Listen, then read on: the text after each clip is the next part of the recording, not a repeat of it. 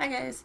So today I'm going to do a tutorial, well I guess a it's not really a review because, well I guess it is, of this beautiful thing right here. This is my Studio Blend Cover Foundation. Crystal asked me if I had anything good for covering acne and that kind of thing. This will basically cover everything. Yeah, it's phenomenal. So it does have SPF 15 in it, which you want SPF on your face always. If you don't want to age, or, well, we're all going to age, but if you want to help slow that process, make sure you are putting SPF on your face. I can't stress that enough. Yeah, I really can't. So with this, especially with oily skin, you don't want to put anything on there that is luminosity, glowy, what other terms do they use? Anything like that, because you're already having that. You already have that natural glow to you just simply because of the oil. And if you slap more on top of it, it might look great, as you know, when you first put it on, but after that it's just gonna be awful. You're just gonna look like you have a massive oil slick. I do have that issue, especially in my T-zone. Like, you can actually see it right now. Most of this is moisturizer. My skin is being very, very sensitive right now. I'm not exactly sure why, but it's deciding to be very sensitive. So hence the redness, and it's being brought out a lot by these lights, which is kind of scary.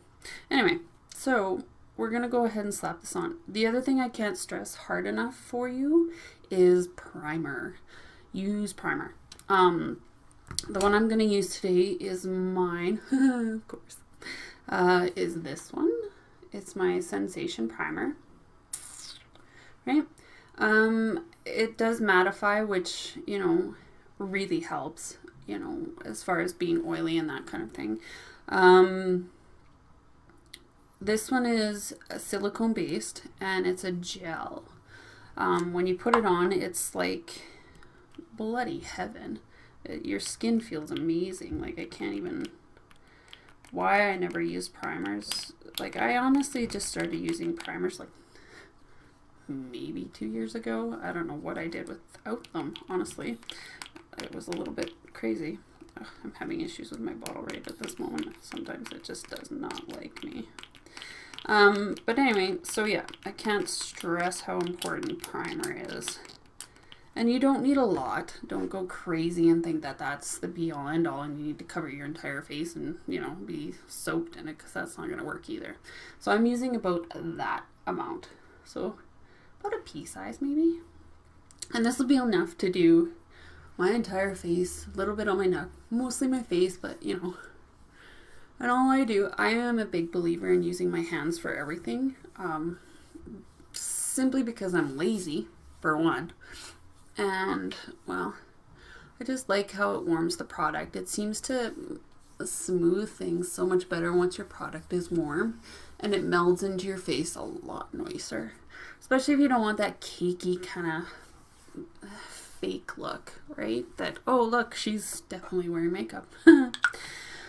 Okay, so after and of course I've already moisturized and everything.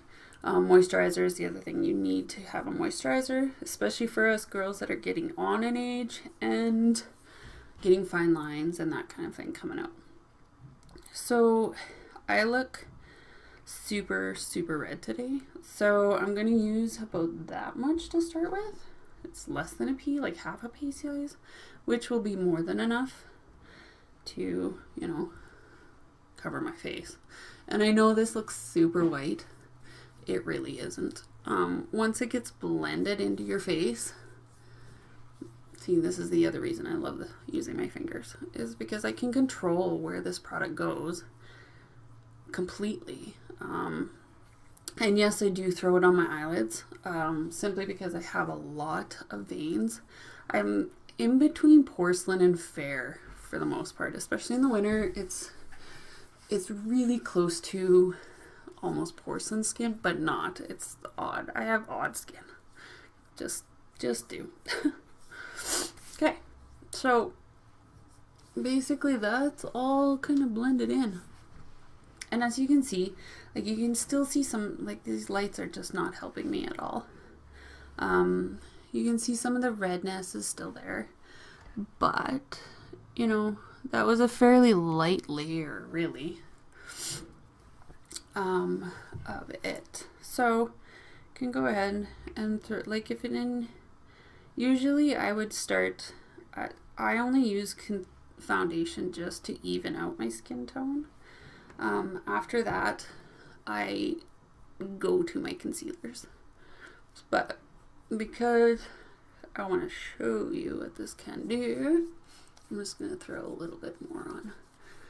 I mean, and it still doesn't, it's not cakey even at this point. Like, it doesn't feel cakey. It doesn't, you know, and maybe if I was using a brush, it might be a little bit different, but like I said, I'm not a big believer in brushes.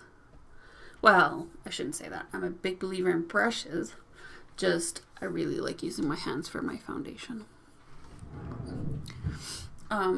With the pore size on my face, like I have fairly substantial pores. I don't know if you can see them.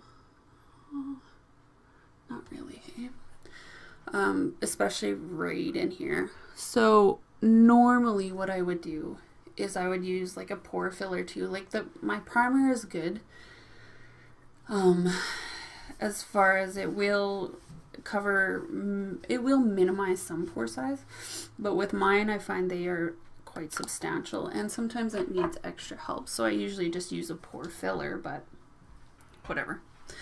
Okay, so we got that on. Next step, you need to set this, especially if you're oily. Now, you have to be careful when you're setting, because with setting powders, with fine lines and things, it will sink into your lines. So a little goes a long, long way.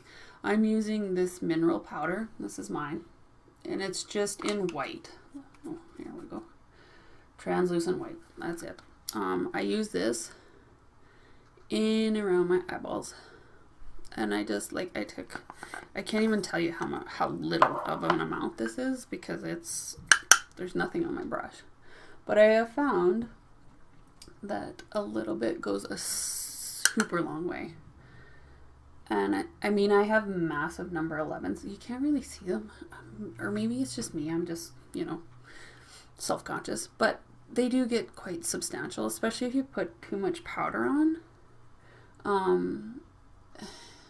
It does tend to work backwards for you. So with this, I mean, I've done the whole baking thing, and yeah, like I said, I'm just really lazy, so I don't do it all the time, or, well, ever, really. This I just dab on everywhere. And then that's basically it. I've pretty much set everything there that I need. Whatever's left on my brush, I just kind of brush around, because I will use cream, you know, to carve and to that kind of thing if it's a big event for me. If I'm not really doing anything and it's a daily thing, then honestly I use my BB cream and I just go out the door. I really just don't even bother. That's how lazy I am.